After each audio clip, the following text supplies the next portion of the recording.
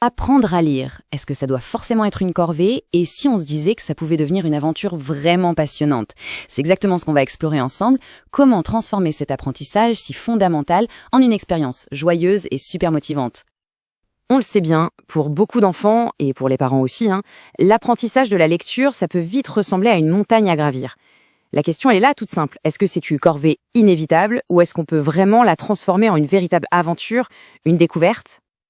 Eh bien la réponse, et c'est ce que de nombreuses approches pédagogiques nous montrent, elle tient en un seul mot, le jeu. C'est ça la clé pour déverrouiller non seulement les compétences, mais aussi et surtout le plaisir d'apprendre. Bon alors, allons-y, plongeons dans le cœur du sujet. Pourquoi est-ce que ça marche si bien en fait d'apprendre en s'amusant? Qu'est-ce qui rend cette méthode si fondamentalement efficace? En fait, le jeu, c'est comme s'il activait 3 leviers psychologiques super puissants. D'abord, la motivation. C'est simple. Quand on s'amuse, on a envie de continuer, de recommencer sans aucune contrainte. Ensuite, il y a la mémorisation. Une information qu'on vit dans un contexte amusant, eh bien, elle s'ancre beaucoup plus profondément. Et enfin, l'autonomie. Le jeu, ça encourage à expérimenter, à trouver des solutions par soi-même. Et attention, ce n'est pas une idée nouvelle. Des pédagogues comme Maria Montessori le disent depuis très longtemps. Le jeu, ce n'est pas juste une distraction, non. C'est un vrai outil, un outil essentiel pour cultiver la curiosité naturelle et l'envie d'apprendre. Ok, assez de théorie. Passons à la pratique. Concrètement, ça donne quoi? On va commencer par la base de la base, les sons.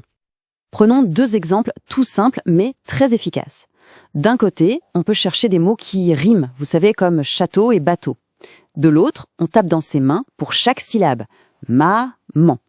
Ces jeux, qui ont l'air de rien, entraînent en fait l'oreille à reconnaître les petites briques sonores du langage. C'est ça, la fameuse conscience phonologique. Et le top, c'est qu'on peut faire ça n'importe où. Pourquoi ne pas transformer la prochaine balade en une chasse au son? Le but du jeu, trouver tout ce qui commence par le son B. Oh, un banc, tiens, une balle, une boutique. D'un coup, l'apprentissage sort des murs de la maison et devient une véritable exploration du monde. Ce bingo des sons, c'est un exemple génial pour faire le lien entre ce qu'on entend et ce qu'on voit.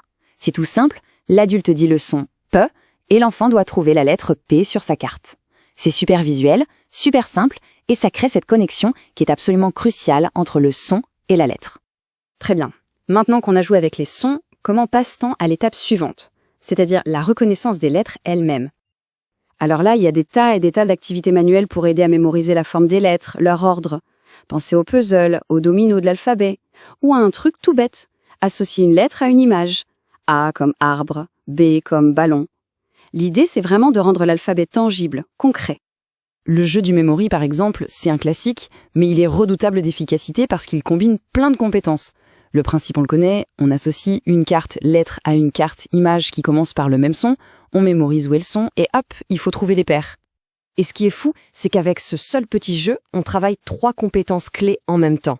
1. La reconnaissance des lettres. 2. La conscience des sons, la phonologie. Et 3. La concentration. C'est vraiment un outil 3 en 1, incroyablement complet.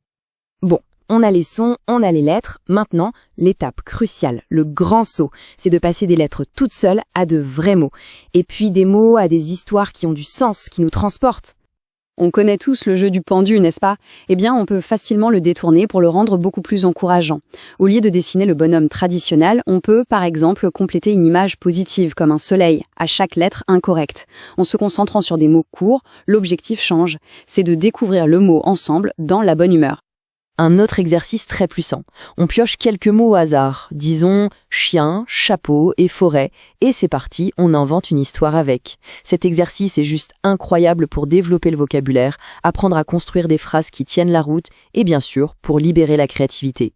Et puis, il y a quelque chose qu'il ne faut jamais sous-estimer, la puissance du lien affectif. Des outils qui permettent à un enfant d'écouter une histoire lue par la voix d'un proche, ça change tout. La lecture devient une expérience positive, chaleureuse. Le livre devient alors bien plus qu'un livre. C'est un objet d'affection, un moment de partage.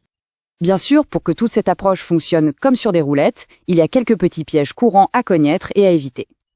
Alors, la liste des choses à ne pas faire. Le plus grand danger, c'est de transformer le jeu en un devoir déguisé. Ça, c'est la mort du plaisir. Donc, on évite la pression, on pense à varier les activités pour ne pas lasser, et surtout du bon sens. On adapte toujours le jeu à l'âge et au rythme de l'enfant. Au final, s'il n'y avait qu'une seule chose à retenir, ce serait celle-ci. La philosophie derrière tout ça, elle est simple. La priorité absolue, c'est de préserver le plaisir de la découverte. Voilà, tout est dit dans cette phrase.